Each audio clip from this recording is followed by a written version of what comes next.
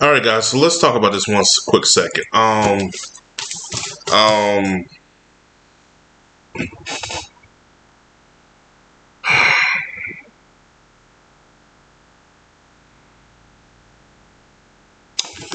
let's get the elephant out the room, and we will address this. And if this video does well, if you guys want me to do a video spoiler review, I'll do one later in the week. If I'm looking at it, it'll be Monday or Tuesday. More so Monday, okay, or Tuesday. Let's get the elephant out the room.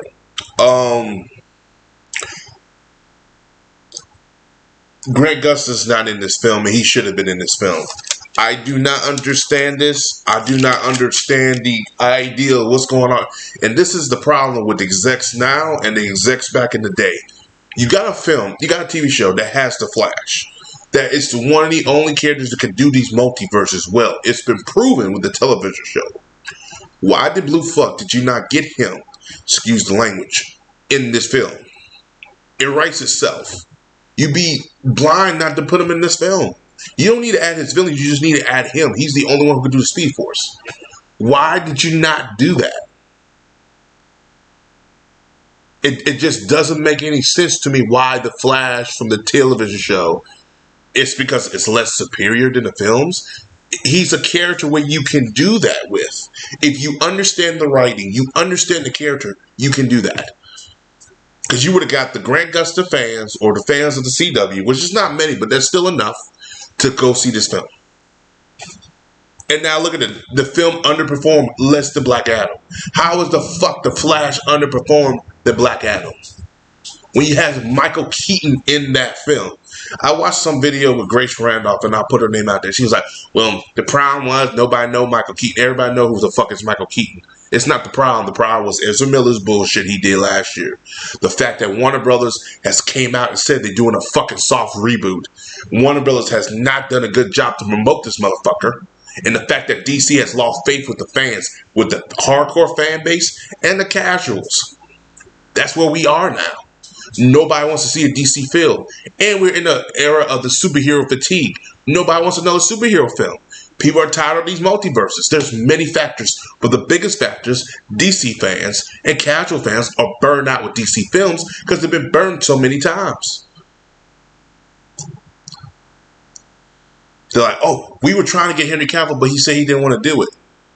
He said he didn't want to do it, or how much you offer this man. Because if you lowball his ass, he probably said, fuck, no. But even then, Henry Cavill's not about the money. He's about the fan base. He came after Black Adam, and I know he didn't get paid for that motherfucker. Something happened, and this is not with David Zaslav. This is with Walter Anaba. This is with Aaron Snardoff. And all those goons who used to work in that motherfucker. They wanted to do their own agenda, erase Superman, erase Batman, and here we fucking are. But when David Zaslav came in, we're not doing that. You could tell this film was still getting filmed and doing reworks from January of this year. The CGI looks terrible. Then the director said, oh, we made it that way. Stop lying. Number one with us, don't lie. You're not in a position to lie. You are done lying. You need to open your mouth, be honest, and stay truthful. The film is good. And I've been ranting for about a good 3 minutes, but the film is good for what it is. But it's not the best DC film out there. It makes the top 10. Barely makes my top 10. But when people say it's the best superhero film of all time, stop lying. When it's the greatest superhero film of all time, stop lying. Is it one of the better superhero films that came out in the last 2 years? That can be debated.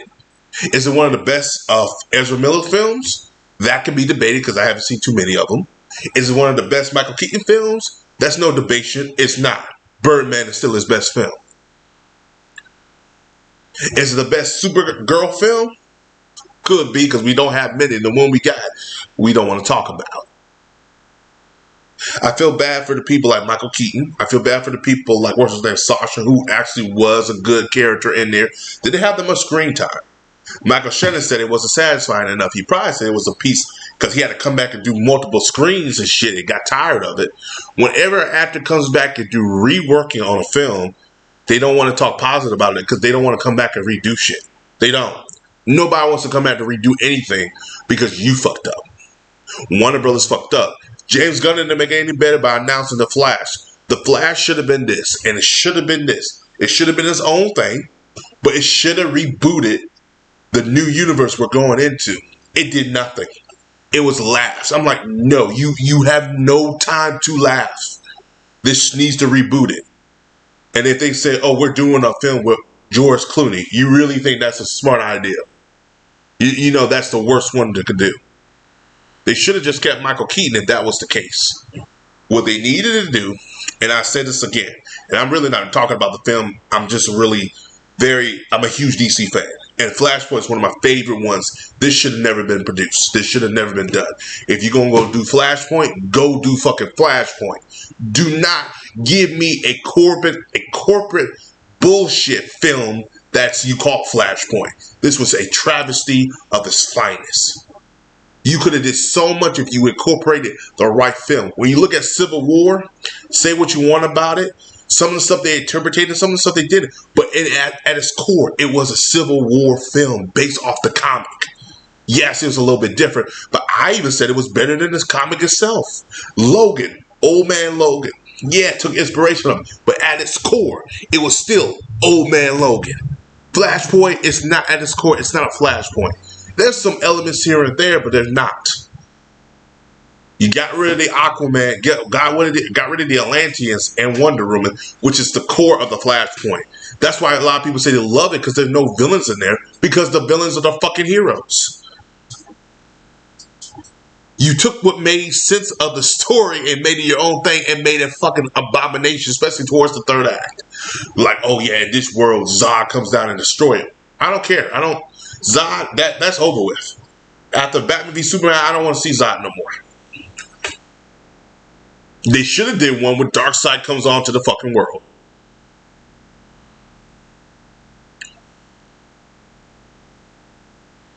And that's been the problem with Walter Hanaba and all these people.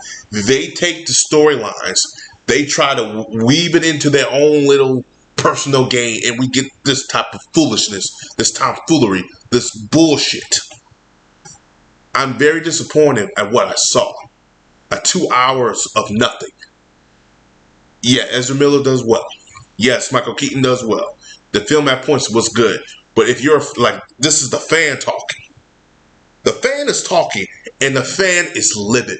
Because a Flashpoint, if done right, and we're in a circumstance where we can do it right, because we're going to a new universe with James Gunn, and it did nothing. It was a wasted opportunity. And the thing about it is, it's so little, but you could do so much.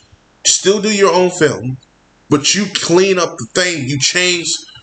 We'll get into him talking about fucking Reverse Flash in a minute. But you do your own thing. You done your film. You're in the film. Then at the end, you sit up. You give us a new Superman. The first thing we see is a new Superman.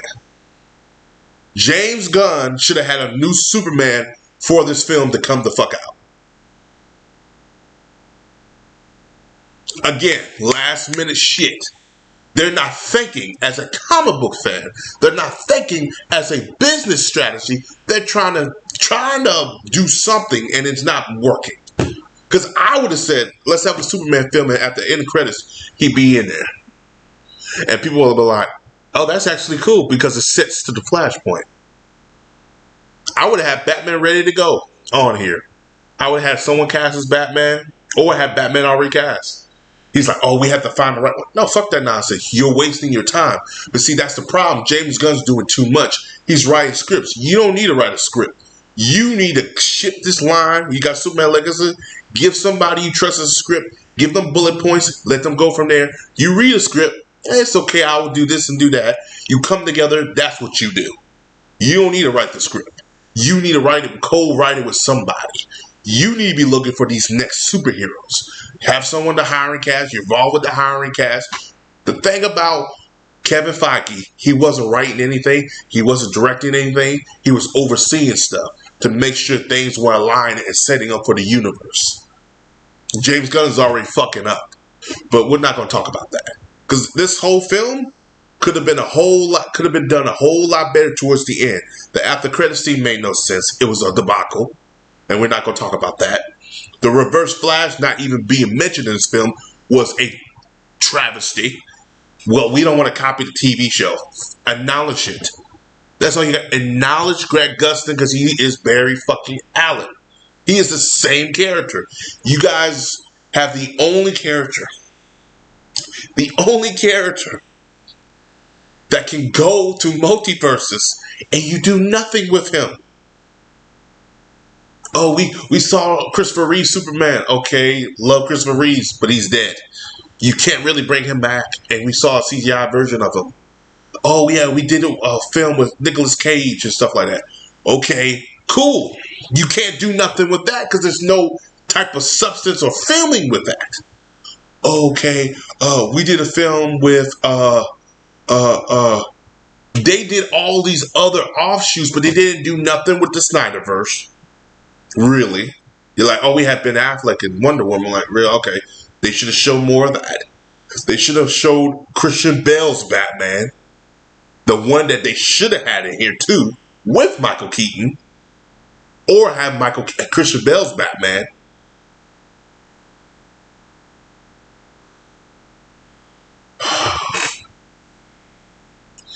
When it comes to Warner Brothers, they are trying, and I say it again, they are trying to copy what Marvel does. What Spider-Man No Way Home did was the smartest thing any studio has done, Sony. And it was perfect. When I watched this film, it was a carbon copy of what they were trying to do. They gave us 2 Flash where you could have just got Grant Gustin in that role. They gave us 1 Batman knowing damn well you got Christian Bale and you got Ben Affleck still around. I would have put these motherfuckers in this film. All 3 of them. Some way, somehow, they would have crossed paths.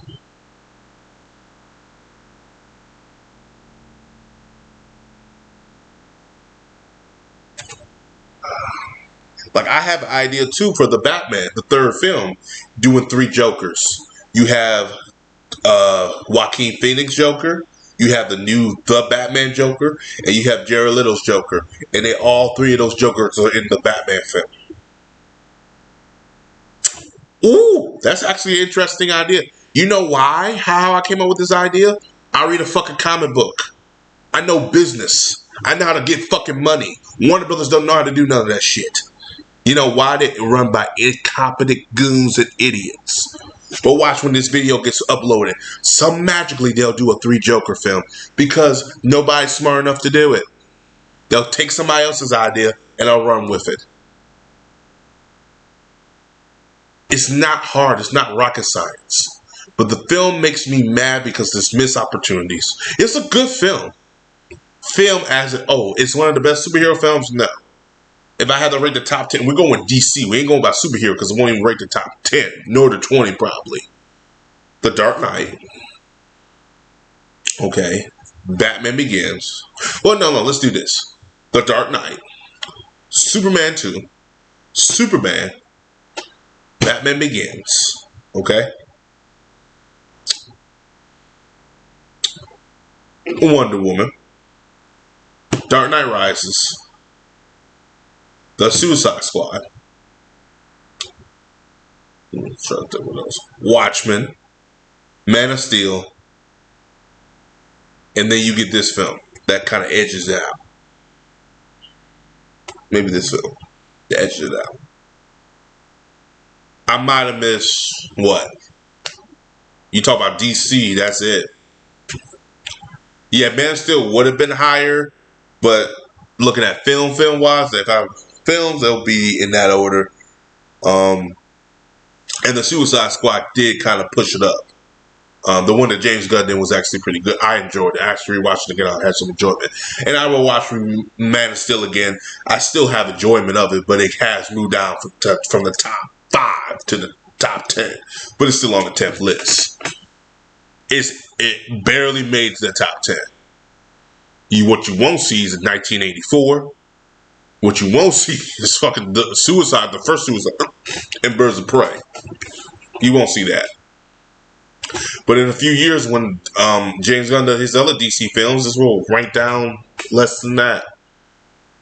It's sad because this is a missed opportunity from James Gunn. It's sad because right now, we don't have no films coming out. DC is in confusion, and we have nothing.